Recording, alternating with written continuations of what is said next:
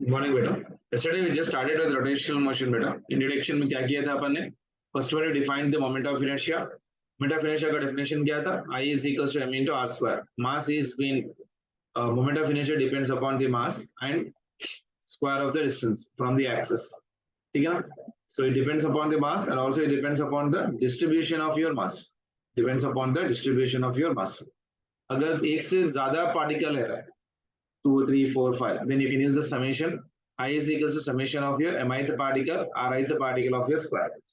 mi is the mass of the particle, ri is the perpendicular distance from the axis of rotation। Example लिख लीजिए। First one का find the moment of inertia for this rectangular part। So all the sides are same, equilateral triangle बन गया। Axis is passing through the center, throughout the plane। जहां पास से axis pass कर रहा है उसका मोमेंट ऑफ इनर्शिया कितना बन जाएगा बेटा? जीरो, बिकॉज मास का परपेंडिकुलर डिस्टेंस इसका जीरो है। इसका मोमेंट ऑफ इनर्शिया कितना बन गया? Zero. Then this m is the distance of your L by 2 and this m is the distance of L by 2 from the axis। ये हो गया m into L by 2 whole square plus m into L by 2 whole square। तो simplify कर लो तो we'll be getting I is equals to ml square divided by 2। If the axis is passing through one side of the triangular plate बेटा, तो इस मास की वजह से और इस मास की वजह से moment of inertia become zero. Only will be this one. और इसका परपेंडिकुलर डिस्टेंस कितना हो जाएगा बेटा? L into sin 60। बिकॉज ये L है ना, L को रिजॉल्व कर रहे हैं अपन, तो ये बन जाएगा x एक्सिस पे L cos theta, y axis पे L sin 60। So I is equals to m into 0 और अनदर पार्टिकल के लिए भी 0 है। और जो पार्टिकल परपेंडिकुलर डिस्टेंस पे वो है m into उसका परपेंडिकुलर डिस्टेंस है L into sin 60 whole square. So sin 60 की वैल्यू डालो, सिंप्लीफाई कर लो, will get the moment of inertia further. ठीक है ना?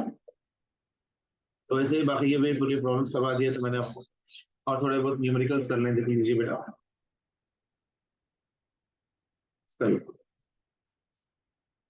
Find the moment of inertia of this rectangular plate।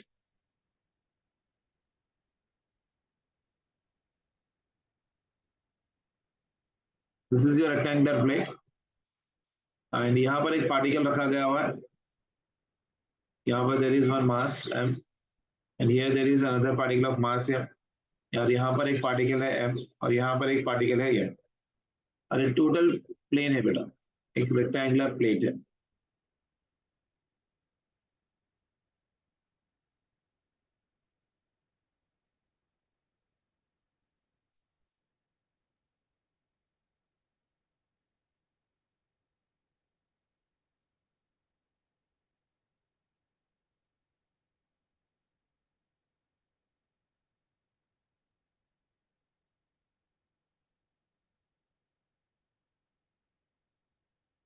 ठीक है, यहाँ पर एक पार्टिकल ऑफ मास m है, यहाँ पर एक पार्टिकल ऑफ मास m है, यहाँ पर एक पार्टिकल ऑफ मास m है, यहाँ पर एक पार्टिकल ऑफ मास m है।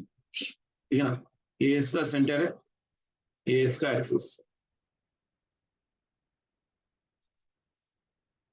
और ये इसका एक्सिस। ठीक है ना? I need to calculate the moment of inertia about this axis। ठीक है ना?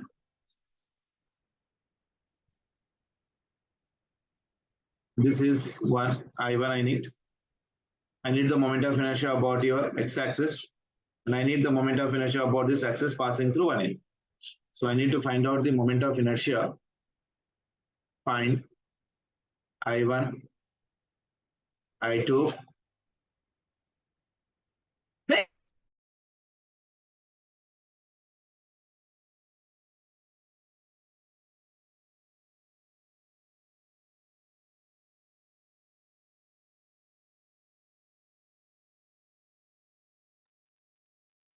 find I1, I2 and I3 well।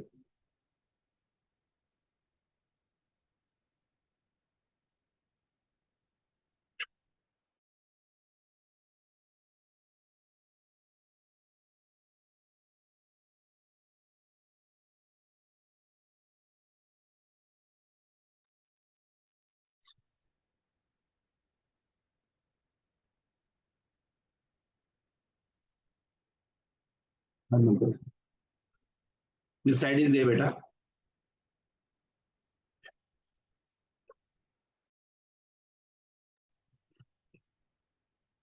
this side is B। ठीक है ना? ये डिस्टेंस हो गया b/2 और ये भी डिस्टेंस बन गया b/2 और ये बन गया a/2 और ये बन गया a/2.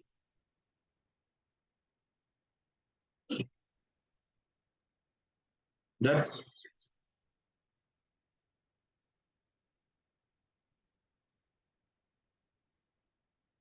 We need I1, I2 and I3. Tell me what will be the I1 bit. For I1, these two masses are a distance of your how much beta? A/2.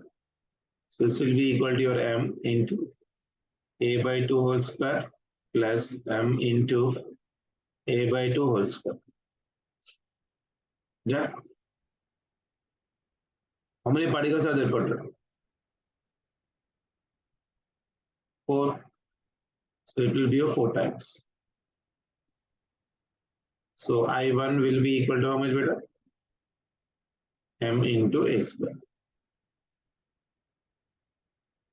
for 4 particles. Same way I2. I2 will be equal to your same condition. B/2, B/2. This one is also your B/2 and B/2. And all the axes are in the plane of the rectangle vector.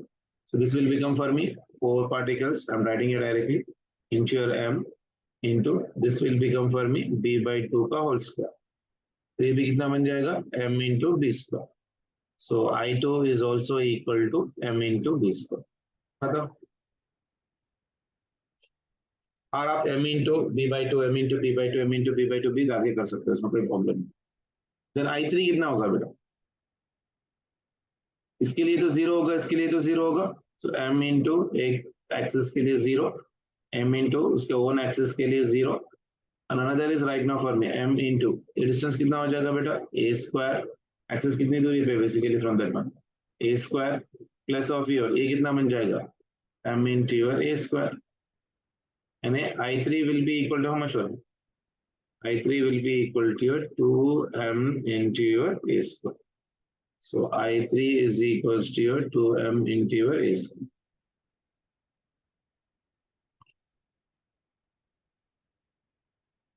Done बेटा?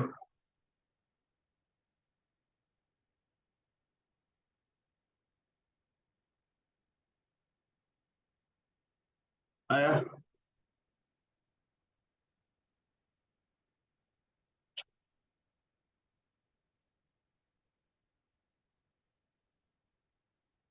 Next heading. Moment of inertia of continuous mass system. Continuous mass system.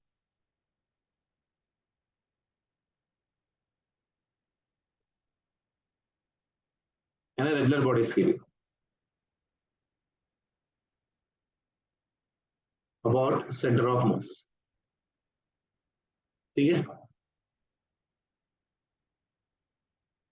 Sure. First one देखिए बेटा. If I'm talking about your rod, axis about the center of the mass. इसका मास है m और total length है l. So moment of inertia for this one will be I is equals to m into l square divided by 12. For a rod, if the axis is passing through center and perpendicular to the plane, that will be equal to how much meter? I is equals to your ml square divided by your 12. इसका derivation कर सकते हैं अपन एक छोटा सा element लेके with in the proper limits -l/2 से लेके +l/2 तक. वैसे भी जरूरत नहीं है ज्यादा. नेक्स्ट वन देखते हैं.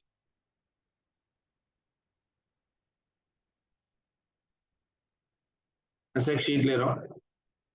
This is a, this is your B.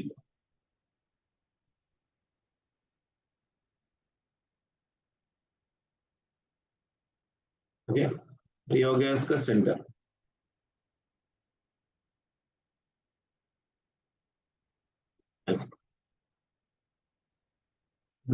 This one is perpendicular to the plane. Axis is perpendicular to the plane. इसका मोमेंट ऑफ इनर्शिया बन गया I is equals to m/12 into your a square plus of your disk. एक plate का जिसका sides a और b है, moment of inertia for that one will become for me m/12 into your a square plus of your d square about the center of mass. और इसका total mass है capital M. Done.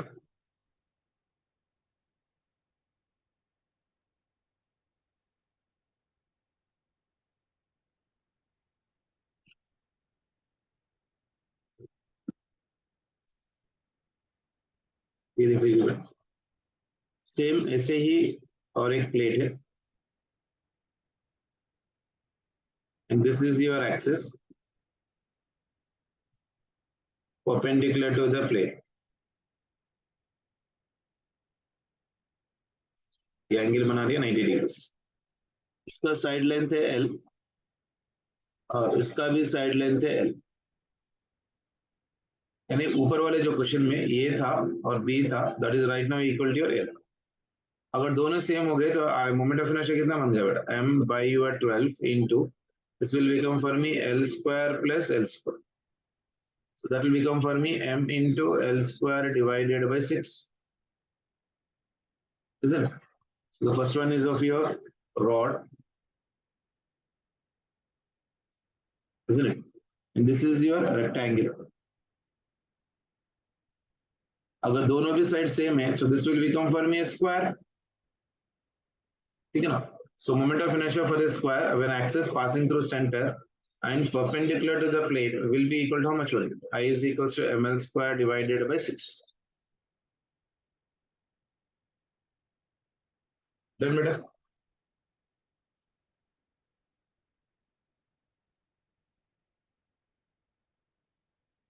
अगर किसी को इसकी derivation चाहिए तो हम लोग सेपरेटली कर लेंगे बेटा, वरना डेरिवेशन करते बैठे हुए थे ना लेक्चर को ज्यादा लंबा खींचे जाएगा.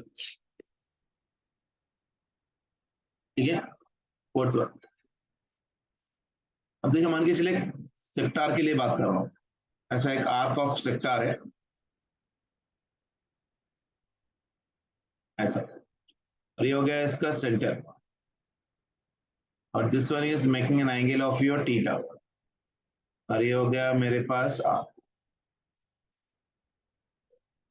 ठीक है. So this is your arc जिसका मास है m और जिसका रेडियस है capital R. So for this one, the moment of inertia will be I is equals to m into your R square.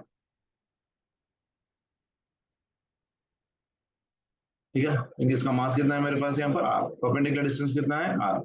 So capital M is right now for me your what? Mass of your R. And capital R is equals to radius of R. Okay. ये इसका centre of मास है. That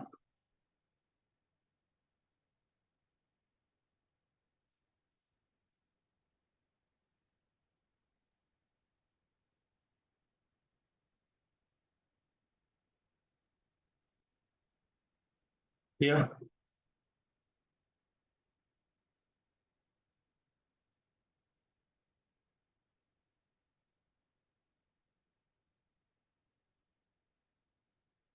This moment of inertia is independent of angle beta. Independent of angle theta. ठीक है.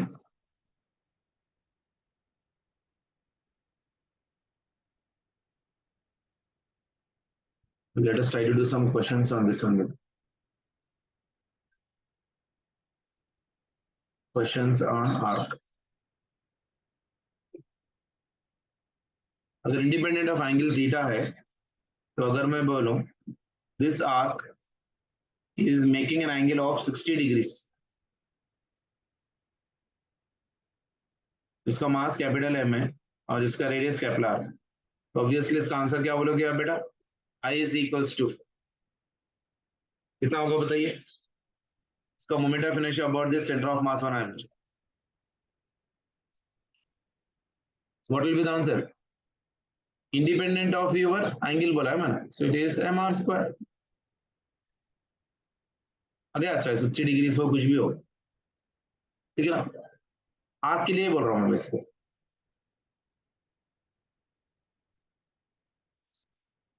अगर मान के चलो मैंने एक आर्क आपको ऐसा दे दिया,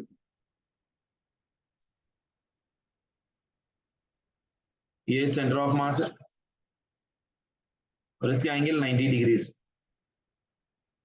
इसका मोमेंट ऑफ इनर्शिया कितना होगा? आई इज इक्वल्स टू, बताओ what will be the moment of inertia? Now theta is 90 degrees. I need to calculate the moment of inertia for this one. I is equals to how much? M into r square. Done, बात समझ में आ रही है? अब मान के चलो are कैसा है, ये इसका सेंटर और ये इसका radius R, this is capital M comma this one is capital R. Moment of inertia इसका भी कितना बनेगा बेटा? I is equals to M into R square, ठीक है ना, बात समझ में आ रही है? अगर ये आर पूरा एक सर्कल बनाता, ये सेंटर ऑफ मास है और ये डिस्टेंस हो गया आर और इसका मास है कैपिटल, तो इसके लिए मोमेंट ऑफ इनर्शिया क्या बनता है बेटा? I is equals to M into R. Ring के लिए about an axis passing through centre and perpendicular to the ring, perpendicular to the plane, तो मोमेंट ऑफ इनर्शिया कितना बन गया? M r square. आई बात समझ में? Is it clear? चलिए वेरी गुड। अब बोलो सर अगर आप आर्क हाइलो पार्ट ले रहे हो तो डिस्क के लिए क्या ये भी एप्लीकेबल होगा? चलो देख लेते हैं एक बार।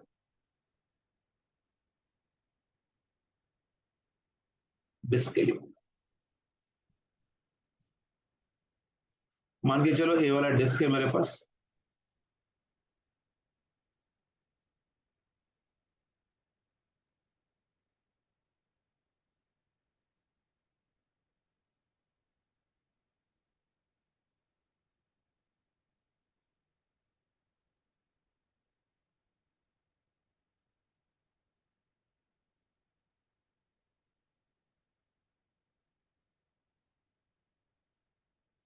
चलिए ये इसका सेंटर है और ये इसका रेडियस कैपिटल आर और ये हो गया इसका मास एट द सेंटर, ठीक है ना।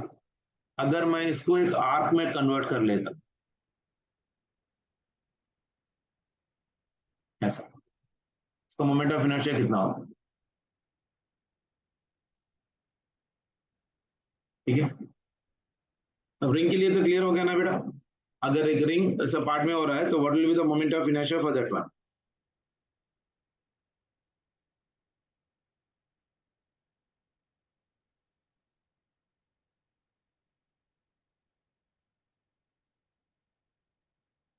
डन।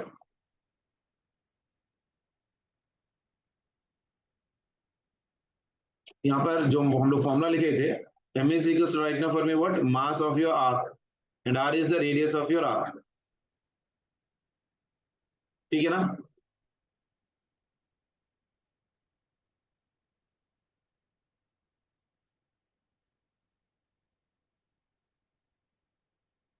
अच्छा, उससे पहले मैं इसको यहीं थोड़े करवा दूं, इसका आंसर्स बोलो जल्दी जल्दी।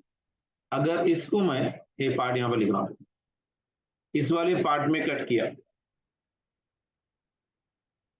रिंग को, ये तो रिंग है ना, तो इसका मोमेंट ऑफ इनर्शिया कितना बनेगा? I dash.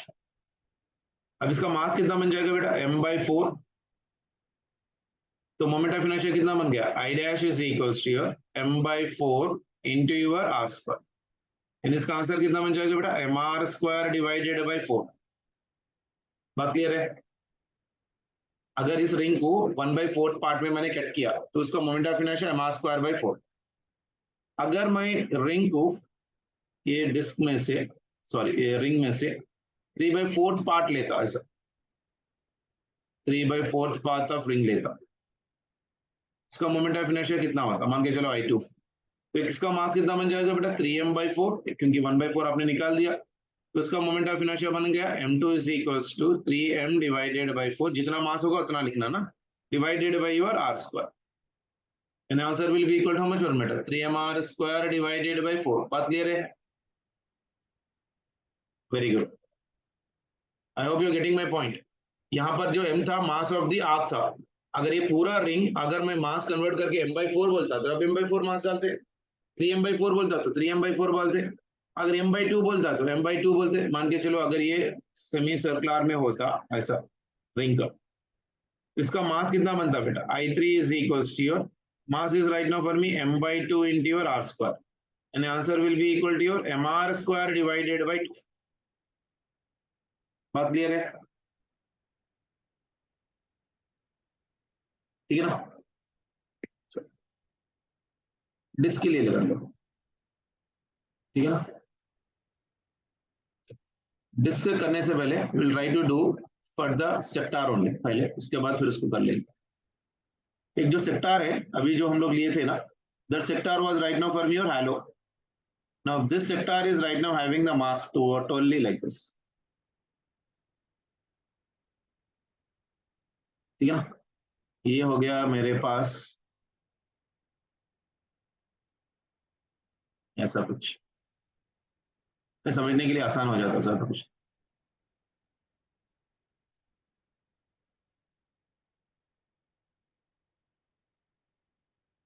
जैसा कि पिज्जा का स्लाइस होता है ना वैसा, ठीक है?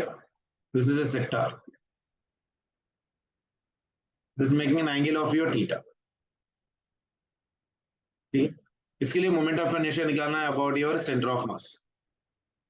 So moment of inertia for this one will become for me I is equals to m into r square divided by 2।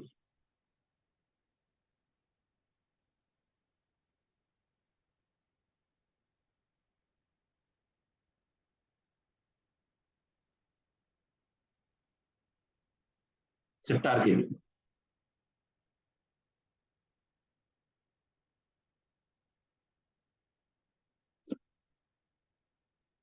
ठीक है ना? सो यहाँ पर m क्या है बेटा, m is the mass of sector, m is the mass of sector, and capital R is your radius as usual, and ये भी इंडिपेंडेंट ऑफ एंगल होता है, इंडिपेंडेंट ऑफ थीटा, ठीक है? अब इसमें से एक छोटा सा क्वेश्चन देख लो यहाँ पर, अगर ये सेक्टर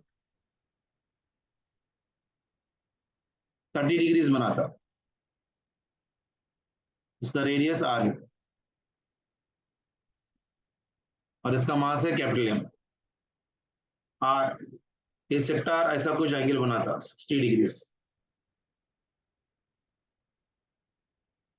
जिसका मास है फिर से कैपिटल M और इसका रेडियस है कैपिटल R, ठीक है ना? और ये सेक्टर ऐसा कुछ बनाता परपेंडिकुलर, इसमें सो रेडियस R है और यहाँ पर एंगल जो है ना 90 डिग्रीज, ठीक है ना? और ये सेक्टर ऐसा कुछ होता 120 डिग्रीज बनाता, एंगल ग्रेटर देन 90, इसमें या मान के चलो हाफ डिस्क बनाता,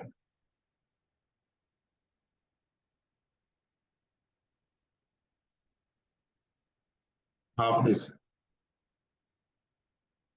यानी एंगल कितनी हो जाएगी इसकी 180 डिग्रीज, और कंप्लीट डिस्क बनाता,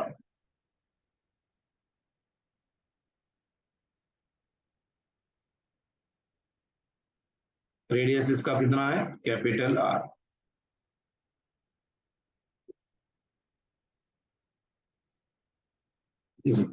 इसका moment of inertia about this point, about this point, about this point, about this point, about this point, about this point, it will be I is equals to m into r square divided by 2। Done? Very good, I hope you got it everyone। सबके लिए मास है बेटा, याद रख लीजिए, बीच में सबके जगह मास है। ये लो वाला जो मैं लिख रहा हूँ इसका इंडिकेशन है कि ये सिर्फ मास है, आपको जस्ट अंडरस्टैंड करने के लिए, हैलो नहीं है, ठीक है ना।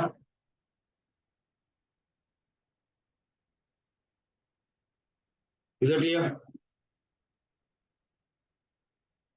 So m is the mass of the sector and r is the radius and it is independent of your theta, ठीक है। एक क्वेश्चन देखो, मान के चलो मेरे पास एक डिस्क है जिसका रेडियस है कैपिटल आर और ये पूरा मास भरा हुआ है ऐसे, ठीक है ना। अब इसमें से मैंने क्या किया, एक छोटा सा पार्ट निकाल दिया, यहां से यहां तक ये रेडियस आर है और ये मान के चलो यहां से यहां तक इसका भी रेडियस आर, ये जो एंगल बना रही है ना छोटी सी एंगल, इस पार्ट को मैंने कट कर दिया और रिमूव।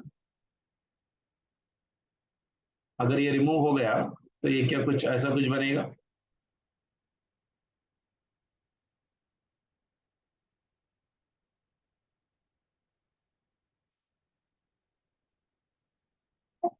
जैसे पिज्जा में एक स्लाइस निकाल देते हैं अपन, मान के चलो पार्ट मैंने जो निकाला दैट इज 120 डिग्रीज, इसकी मास है totally capital.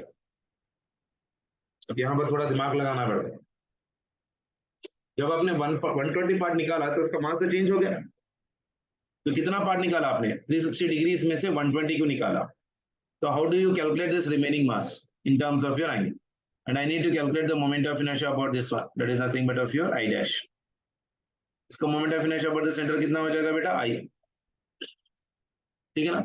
Before cutting, the moment of inertia will be equal to how much for the disk? Mr square divided by 2. After cutting, this will become for me I dash is equals to m dash into r square divided by 2. ठीक है ना। अब मुझे निकालना है क्या, I dash। अगर देखो यहाँ पर if 360 डिग्रीज के लिए कैपिटल M है टोटल मास, मतलब 1 डिग्री के लिए कितना बन जाएगा बेटा, m by 360, देन 120 डिग्रीज के लिए कितना बनेगा, 120 डिग्रीज के लिए mass is equals to how much, isn't it?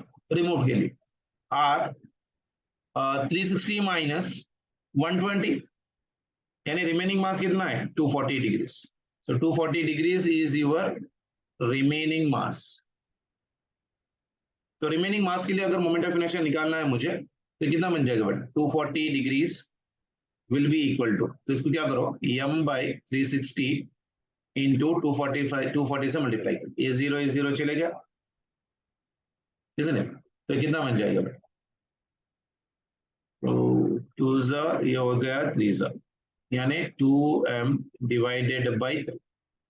आई बात समझ में, आई बात समझ में, 2m डिवाइडेड बाई 3 यानी मास ऑफ दिस पार्ट जो रिमूव किया हुआ है m डैश, इसका मास हो गया 2m डिवाइडेड बाई 3, यानी I dash will be equal to 2m into your r square divided by 2 into 3, isn't it?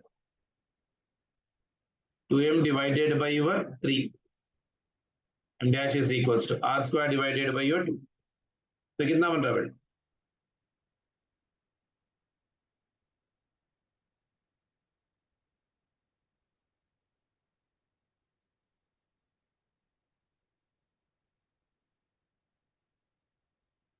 a2 चले गया, I dash is equals to mr square divided by 3। आई बात समझ में सभी को, am I clear with this one? अगर disc में से एक पार्ट निकाल दिया गया हो तो उसका मोमेंट ऑफ इनर्शिया निकालने का तरीका, तुबा फातिमा, सरा फातिमा, क्लियर है सभी को। देखो 360 डिग्रीज के लिए m है तो 1 डिग्री के लिए इतना होगा, 120 डिग्रीज के लिए कितना होगा, या रिमेनिंग 240 डिग्रीज के लिए कितना होगा रिमेनिंग मास, यानी मैंने क्या किया 240 को m by 360 से मल्टीप्लाई कर दिया, we are getting 2m divided by 3। आगे बात समझ में सभी को, इज इट क्लियर? अब जो भी पार्ट निकालो डिस्क में से आप कर सकते ना, जैसा 60 डिग्रीज निकाले, 45 डिग्रीज निकाले, तो 240 डिग्रीज निकाला, तो वैसा कोई सा भी क्वेश्चन फ्रेम कर दिया जाए तो आप निकाल दीजिए आराम से, हो गई बात। आई hope you can do such type of A questions now. चलिए नेक्स्ट बात, हेलो सिलेंडर।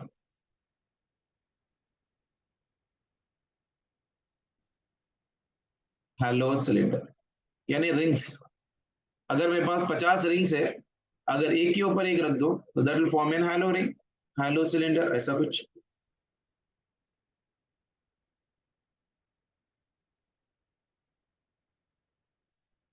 रिंग्स अगर मैं एक के ऊपर एक रखूं तो this will form an hollow cylinder. ये हो गया इसका एक्सिस, isn't it? तो उसके लिए moment of inertia will be equal to ring only, that is nothing but m r square.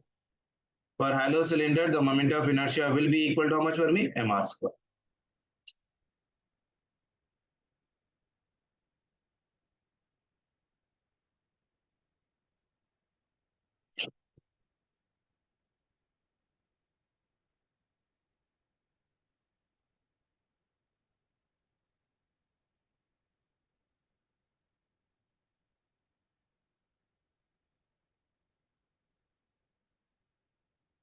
For solid disc,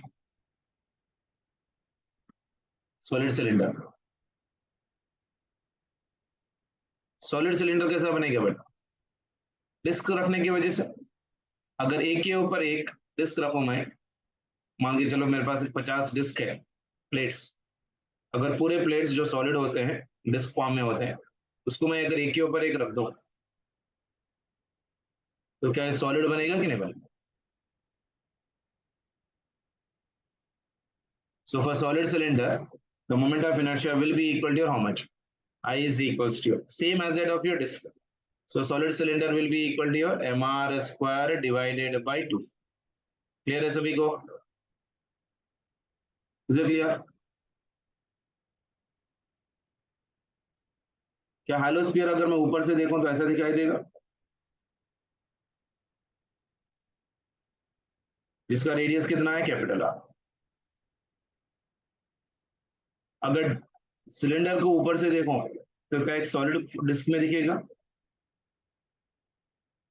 जिसका रेडियस होता है कैपिटल आर। तो ये बन गया मेरे पास सॉलिड स्फीयर जैसा,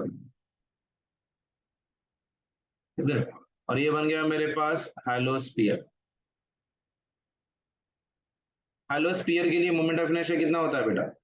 2/3 m × r²। डेरिवेशन बड़े बड़े होते हैं इसके और अच्छे खासे होते हैं, जे मीन्स के लिए अपन जनरली डिराइव करते हैं, लेकिन नीट वगैरह के लिए तो जरूरत ही नहीं है। सो डायरेक्टली याद रख लिए, for hollow sphere it is 2/3 and for solid sphere it is 2/5। ठीक है, अगर if you are very curious about the derivation then आपने को सिर्फ सॉलिड स्फीयर का डेरिवेशन करने के लिए 1 घंटे की क्लास चले जाती है।